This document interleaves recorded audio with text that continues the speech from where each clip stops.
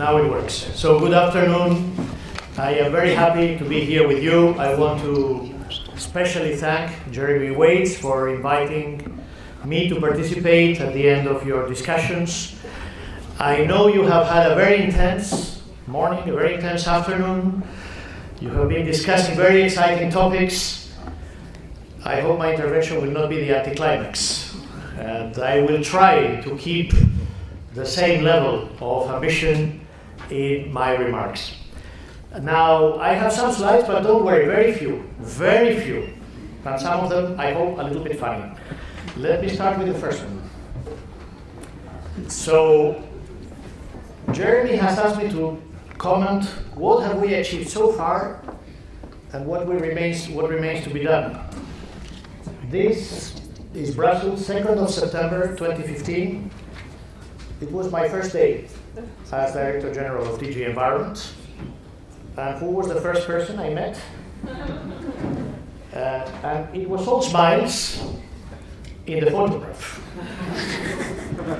It was less smiles when he was telling me the situation of the environment policy at the time, the frustrations, the concerns, and the worries that 1 year after the Juncker Commission, I was taking office 1 year after, the environment was not explicitly mentioned as one of the 10 priorities. Sustainability did not appear to be very much in the forefront of the agenda of the new Commission. You had concerns on implementation. You had concerns on the way we were shaping the policies. When you start a new job, the most important thing is the first person you meet, because you arrive fresh and you get all these messages. So I have to thank Jeremy because he really put me in the right mindset. And I realized at the time how important it was to address these points and how important it was to work closely with EEB, to work closely with civil society in order to understand better the concerns, to try to reply to them when we have the answers, and also to see if we can work together. So I will try to do so. You can move on, and I will structure my intervention in two parts. What have we achieved so far, and what remains to be done? And I think when you look back in these 3 years, you realize the enormous amount of things that have been happening for the environment. We can be critical, we should be critical. Things should be happening faster, things should be moving in a more clear sense of direction, but you cannot deny that a lot has been going on. And I'm going to share with you a certain number. I listed 7 or 8 areas. Well, we say we achieved, but most of them are not achieved, but they are elements which have to be taken into account. First of all, a big change was the agreement on the Sustainable Development Goals, which took place in New York in September 2015. For the first time in history, we have a universally shared agenda. It is not the developed countries preaching on the developing, telling them what to do. It is a comprehensive environmental, economic, and social agenda with 17 Sustainable Development Goals agreed and with quantitative targets that have to be put in place from here to 2030. Never before have we had such an agenda in the environment area. Shared agenda, universal agenda to move forward globally in the direction of sustainability. Second big achievement, I think, was the Paris Agreement in December 2015. This came for many as a surprise, but it is the agreement which has been ratified fastest in the history of mankind. And we have, for the first time, an international commitment to try to avoid that it goes higher to 2 degrees, if possible 1.5, with the national determined contribution. So I think this was a breakthrough in the climate change area after some frustrations, after a lot of discussions, and yet again, even if we have had disappointments afterwards, it has been also a very important, significant development. Third achievement I would like to mention is the circular economy strategy, the circular economy action plan, which the Commission presented in December 2015. This presentation was not without controversy, because many of you will remember that the Commission had withdrawn the waste package. And I think at the time I remember discussing with you, with the 10 green organizations, with the EEB, with Germany, with many of the colleagues who are around here, and we were saying, well, yes, it can be disappointing that we have withdrawn the waste package, but Mr. Timmermans has told us that he wants a more comprehensive approach, and the Circular Economy Action Plan, the 54 actions which are there, are going much beyond waste. They go to eco-design, they move to green public procurement, they are considering eco-label, they are working in all the areas of the production and consumption. And what is good is that of the 54 actions, 90% have already been presented or even adopted. The adoption of the waste package will make Europe have one of the most advanced frameworks for waste legislation in the world, and has to allow us to recycle more, to reduce, to reuse, to go in this circular economy way which avoids that so much pollution and that the linear classic economic model of produce, consume and throw away is shifted away, and we go for this more circularity process. Of course, all this was a very important piece of work, not just from DG Environment, but from many other DGs in the Commission, working as a team under the leadership of Vice President Katainen and Vice President Timmermans. So I think this circular economy, this has triggered also something which is very important, is a lot of support from the business sector, who were very skeptical and very reluctant about the environment, and now what we see more and more is many companies saying we have to be more sustainable.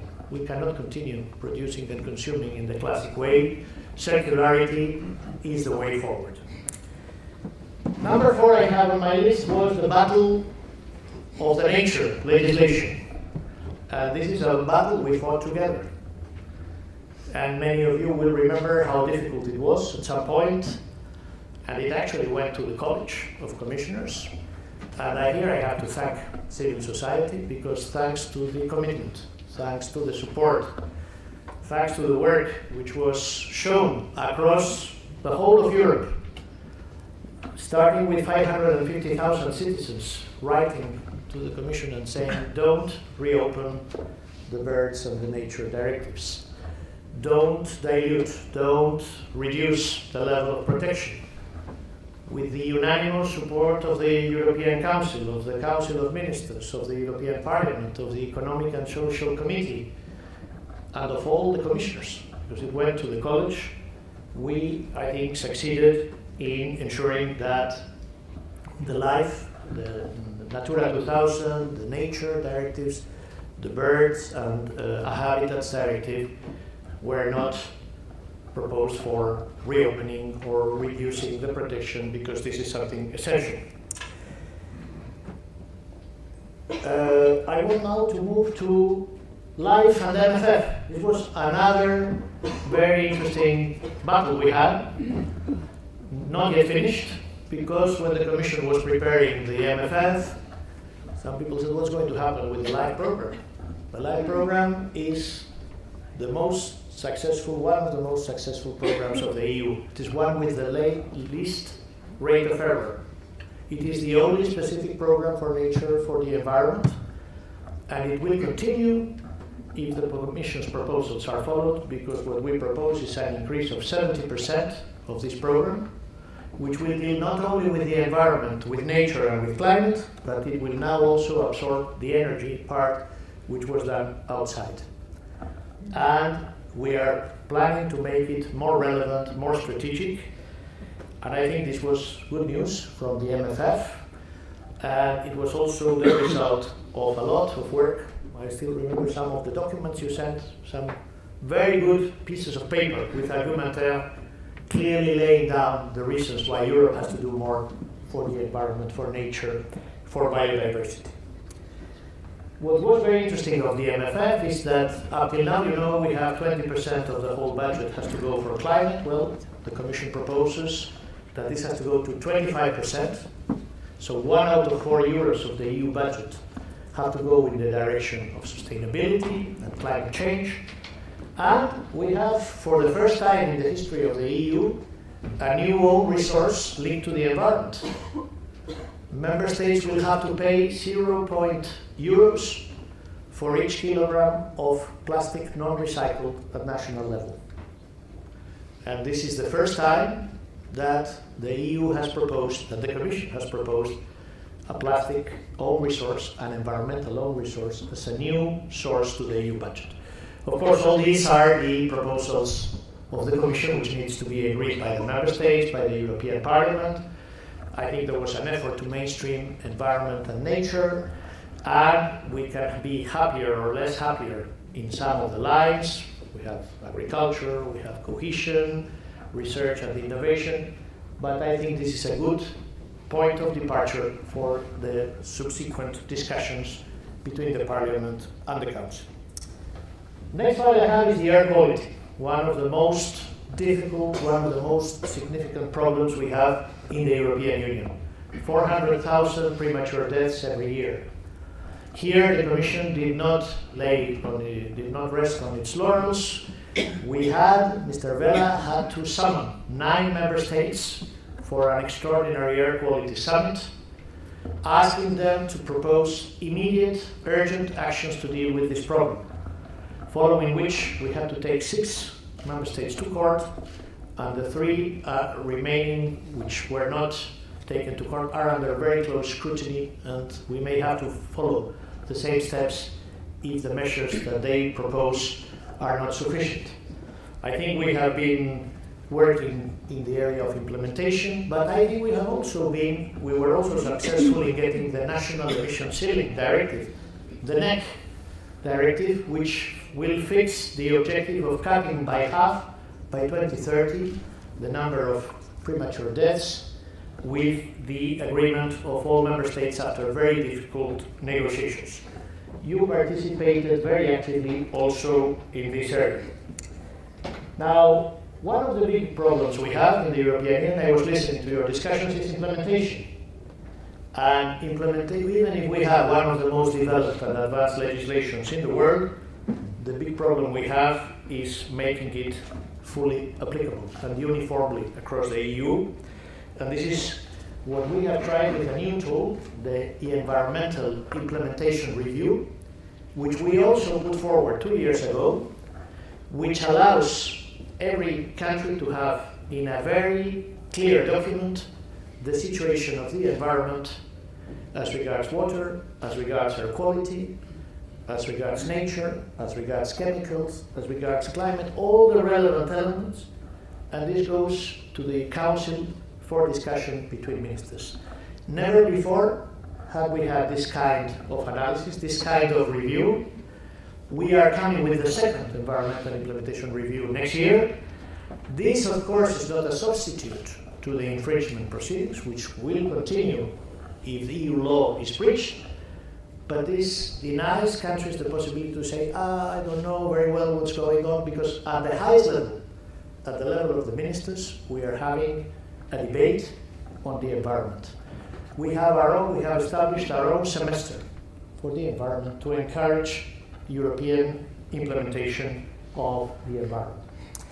And of course, I want to mention the very important international activities that we have been doing, from CBD to CITES to the circular economy missions, in which many of you have been participating. And I have to thank EEB, and I don't know if in the room we have Stefan Arditi, but if he's there, I want to say he was the first representative of an NGO to speak publicly in China.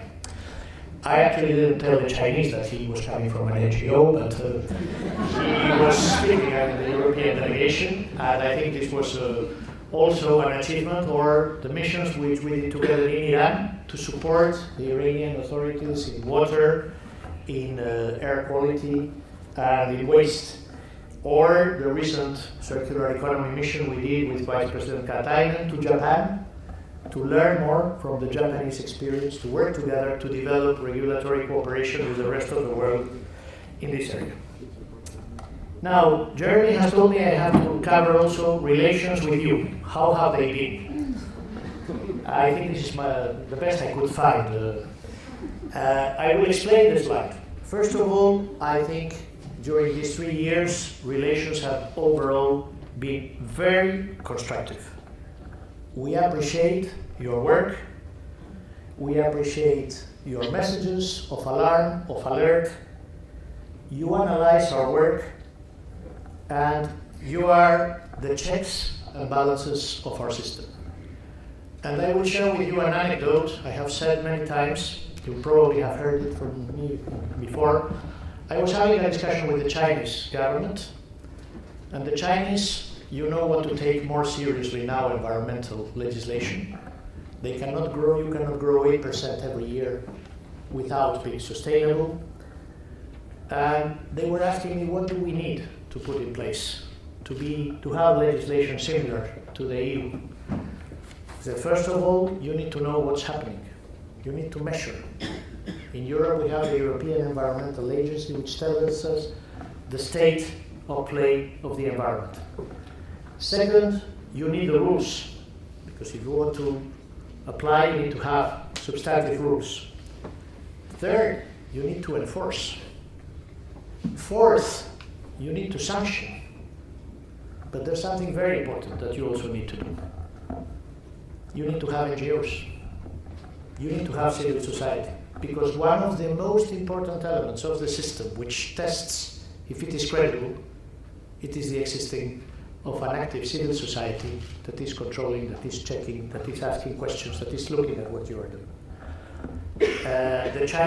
My Chinese interlocutor said, of the 5 things, probably the 5th is the most difficult for us.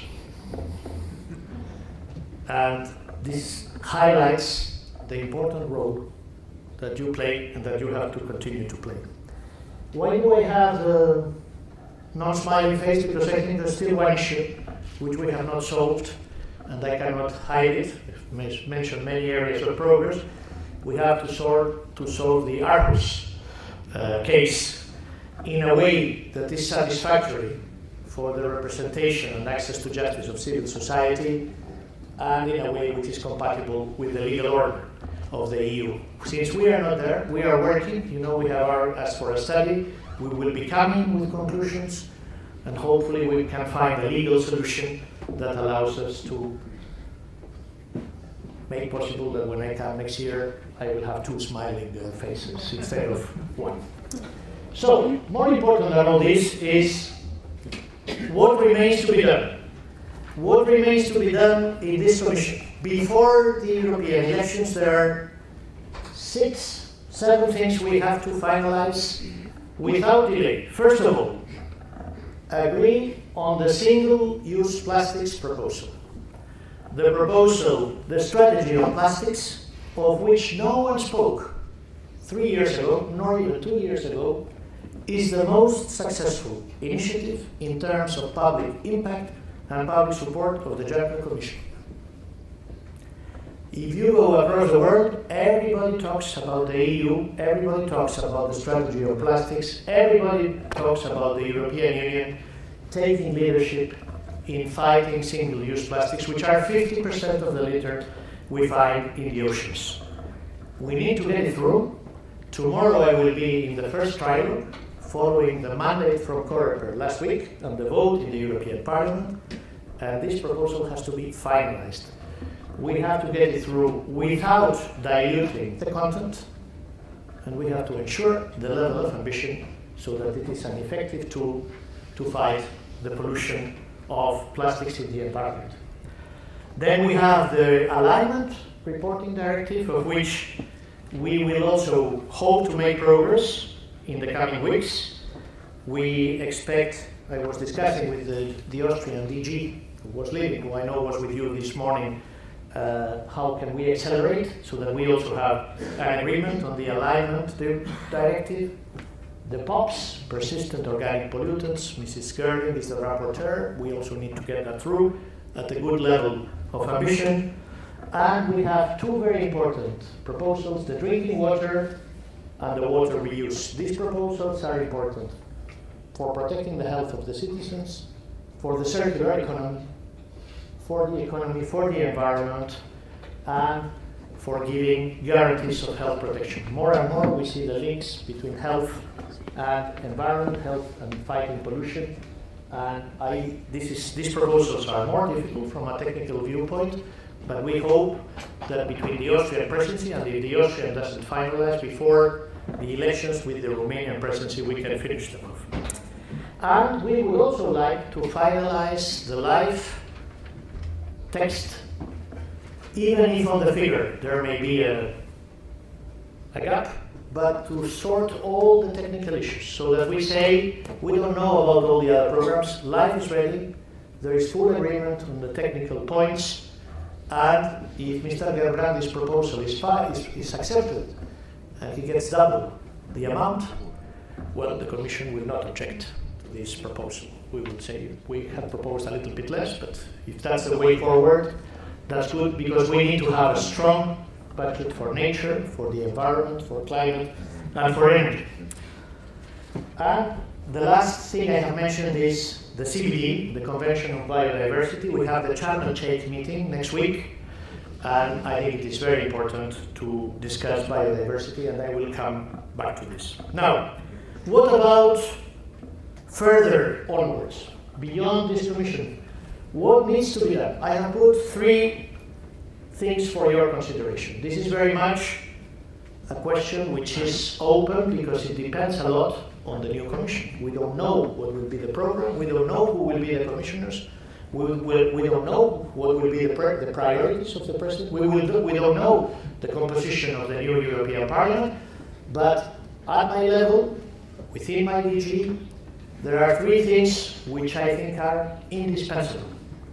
First of all, we need to put biodiversity at the forefront. We have seen for years a division between climate change and biodiversity, which is completely artificial. Biodiversity and climate change are the two sides of the same coin. We will not achieve progress on climate change if we fail in biodiversity, and vice versa. And we need to end this separation, which is hampering the planet, the environment, and is, I think, also having a negative impact at the end of the day in our efforts to ensure more consistency, more mainstreaming, and more sustainability across the board. Second, we need to implement the SDGs as the overarching framework of our policies. The SDGs are there. We will have 10 years from the beginning of the next Commission till the end to finalize them. These are not easy goals where we say, oh, Europe is doing very well, no problem, no. We will have to work on them. We will have to move with the rest of the world to support their efforts. I was last month of July in the high-level political forum in New York. I had a very good meeting with the civil society organizations also at the time, and we need to have in place a strategy. Before the end of the year, Europe will come with its reflection paper. We will include a distance to gap analysis of where we are, but we will also integrate the proposals from the platform, from the SDG platform, which has been advising Vice President Timmermans. So all this will be on the table, and one of the possibilities, which we hope will be taken up by the next Commission, is to really take the SDGs and use the SDGs as the frame for the future work. But of course, these are options that I'm mentioning at personal level that have not been cleared politically. I'm sharing them with you in full trust and in full confidentiality, because I know this is a confidential meeting.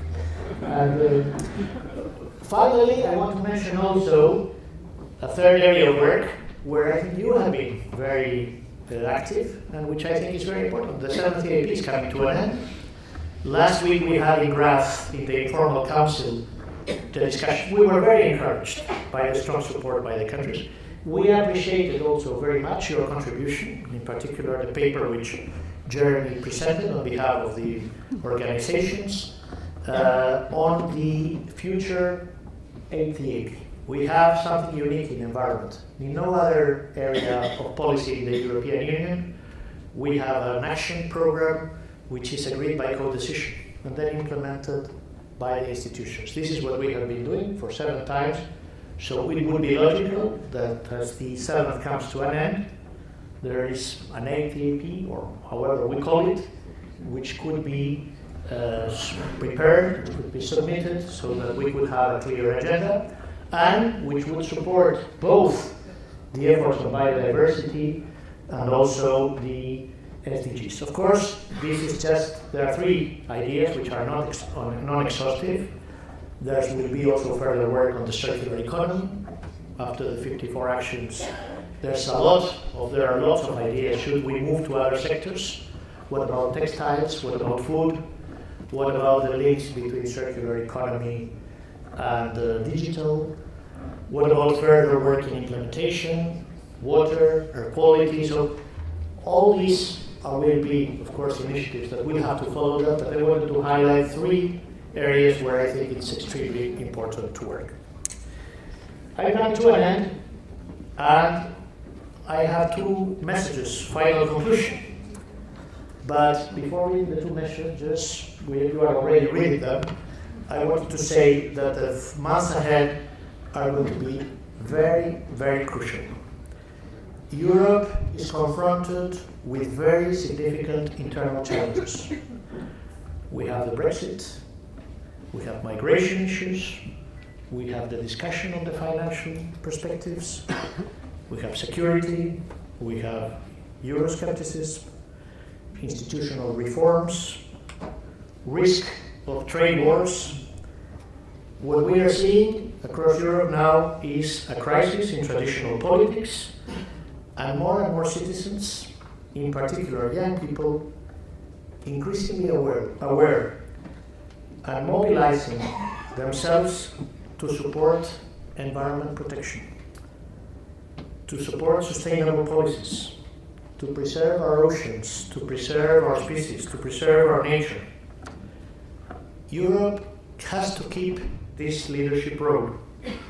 We have to defend multilateralism. We have to defend global action. We have to defend an international rules-based legal order. And it is extremely important that we continue doing so. And this is not just the work of the European institutions. This is not just the work of bureaucracies. This is not just the work of the European Commission. This is not just the work of governments. This is a task which concerns us all. We need to join forces, and in order to be successful, we need to overcome our hesitations. We need to overcome our doubts, because doubts are self-defeating, and doubts make you hesitate and move away from your objectives. So I want to ask you to keep pushing us to do more, to keep pushing us to do better, and to work together with the Commission with determination to make possible this agenda of change so that we can move forward together. Thank you.